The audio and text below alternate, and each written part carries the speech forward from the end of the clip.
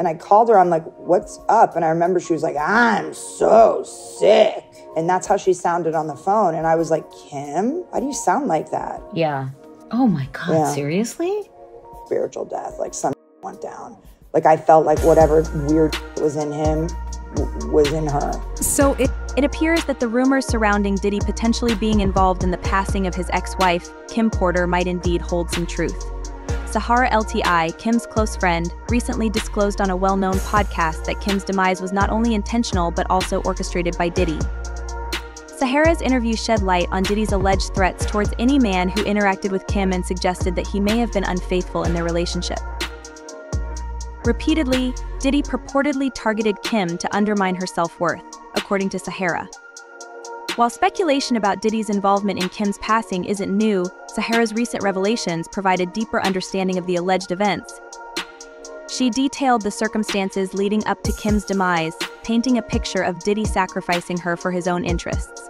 Now, Kim's family is pushing to reopen her. I'm telling you, if she came over to my house 50 times, 50 of those 50 times her phone was blowing up. And it was him. This was constantly. So this is, they're not together though at this point. They're right? not together, but it was almost like they were together. I didn't like the dynamic of what I was seeing. Like I knew that it was causing her pain, basically. No. Aiming to see Diddy held accountable and possibly face legal consequences for his actions. Before delving into the grim details, let's establish some context. Diddy and Kim Porter's relationship began in 1994 when Kim worked as an assistant to Andre Harrell.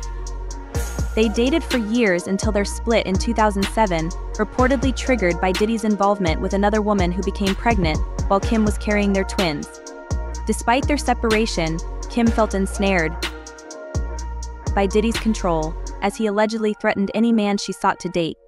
This coercion left Kim feeling trapped, yet she chose to endure it due to their shared children, including an adopted son from Kim's previous relationship. It's not like you have this partner that like treats you like shit and then you move on. It's like you have this partner that treats you like shit and won't let you move on. Like if she was seeing somebody and he got a whiff of that, somehow she wouldn't be seeing that person anymore. And it wasn't based on something she did. It was based on something he would do. Like, there was not a chance in the world that she was going to be able to get married, be with another man, just not a chance in the world. Like, it was never going to happen. So I was under the impression, like, oh, okay, he must be giving her a ton of money. And then when I realized that, like, half of the jewels that she had weren't bought by him. You know, Kim was she was a lady. Like I said, she was old-fashioned, Southern, cook breakfast in the morning, feed the kid, you know, and I didn't like that he would almost like booty call her. And I knew she didn't want to be with his ass. Like, he'd booty call her, and it's like, and if she didn't show up, like, the lights were not going to be on the next day. He'd broken her down so much that if she didn't, she honestly felt like she was going to be dead. Despite Diddy's alleged threats and controlling behavior towards Kim, she reportedly allowed him to pursue other relationships. Just recently, Diddy's former bodyguard, Gene Deal, claimed that there was a disturbing incident where Kim defended herself by cutting Diddy's wrist after he attempted to harm her. Right hand is in a bandage. That's the night I was called by Paul to meet him over at St. Luke's Hospital. He had a white t-shirt wrapped around his wrist because Kim had took the cork, you know where you open up wine? The corkscrew. She took the corkscrew and caught him on his wrist defending himself. And he almost, I know he tore some ligament, but he almost hit an artery. I came close to the artery or either scratched it or cut it a little bit because he just kept bleeding. And from that point on, he was hooked. That's when I knew, I knew when they was talking about people getting addicted and hooked on pain medicines, that's what happened to him. And it was from his right wrist that he's reminded by Kim. That's Kim's book. Then you heard about the fact that he broke Kim's nose on a yacht. He broke him, let's say allegedly, but it was told by people in her camp that he broke Kim's nose on a yacht. So Cassie's story is Now for conversing with another man. Returning to Sahara's revelations, she stated that Diddy went as far as offering Kim $1 million in an attempt to reconcile, unable to bear the thought of being without her. According to Sahara, Diddy was involved in various dark spiritual... On one hand, you could tell she couldn't stand him. She told me she didn't like his scent. But on the other hand, she loved him. But she said he's not the same person he used to be. So, like, he changed. Because it was all about what kind of place is Puff in. Like, is he in the light or is he in the dark? Like, that was basically, like, the constant, like, oh, yeah, he's back to normal. He's back to himself. Get away from... I mean, to be honest with you, a lot of stuff after she transitioned, a lot of stuff came to light that almost I feel like she was kind of hiding in a way.